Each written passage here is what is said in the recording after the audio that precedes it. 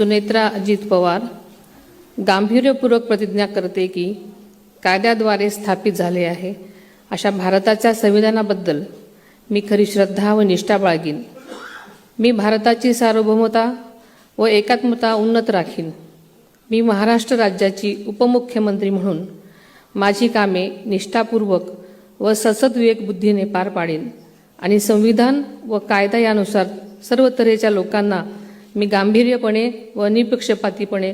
तसेच कोणाच्याही विषयी ममत्वभाव किंवा आकस न बाळगता न्याय वागणूक देईन। मी सुनेत्रा अजित पवार गांभीर्यपूर्वक प्रतिज्ञा करते की महाराष्ट्र राज्याची उपमुख्यमंत्री म्हणून